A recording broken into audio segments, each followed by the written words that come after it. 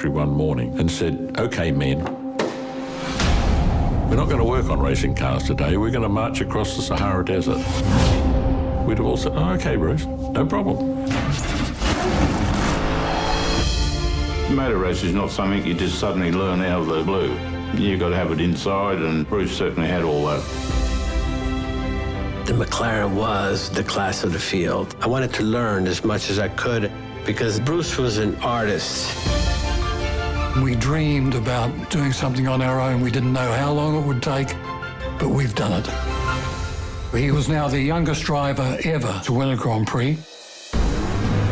He did it the right way around. Put your money and your effort into your race team, and then when it's really winning, you can live off the high life. He had the ability to think big. Bruce was always one of us. He worked along with us. I was in good hands with Bruce. What he started with the McLaren team was tremendous.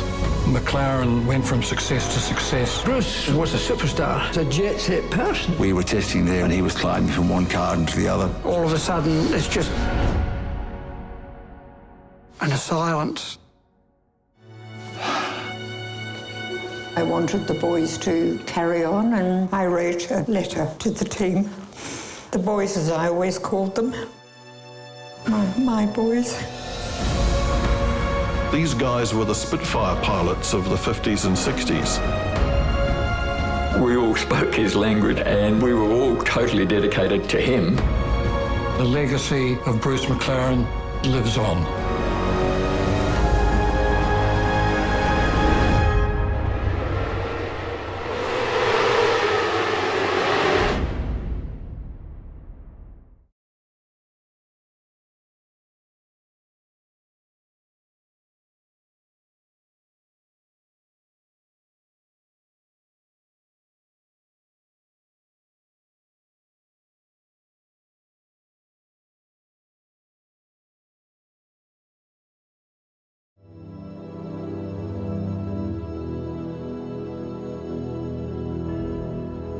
Let's start at the beginning. I'm a racing driver. I always was, always will be. Ever since my dad restored an aging Austin 7 Ulster and I entered my first hill climb competition, I never stopped.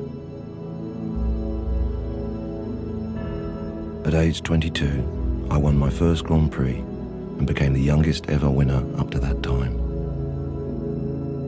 I would push the car to its limits over and over and over. On the track, in the paddock, in the mechanic's shop.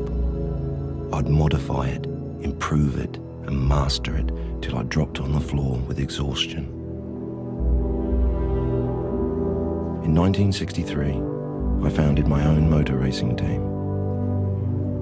Now, let me tell you just one story so you get what it was about. One day, as I was testing a car, I noticed that the fuel filler access door was flapping up and down. The thinking at the time was that it should have been pressed more firmly in place as the speed of the car increased. But instead it bounced more vigorously. At first I was angry that the door hadn't been properly closed. I've always hated sloppy work. But an idea was soon born out of my frustration. Stopping in the pits, I jumped from the car, ran to a mechanic's toolbox, grabbed a pair of shears, and started cutting the bodywork away behind the radiator. You should have seen the faces of the mechanics. Immediately, I began turning lap times faster than before. From that incident came the nostrils, a key design feature that is still used today.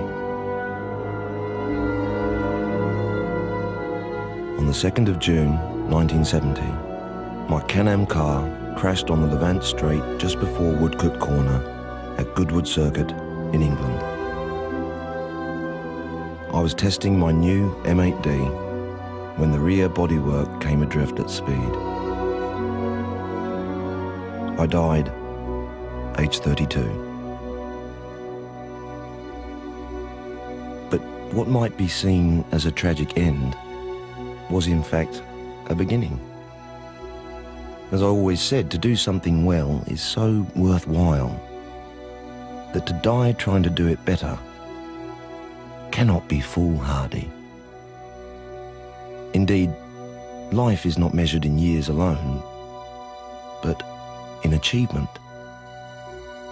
That'd make a good epitaph, wouldn't it?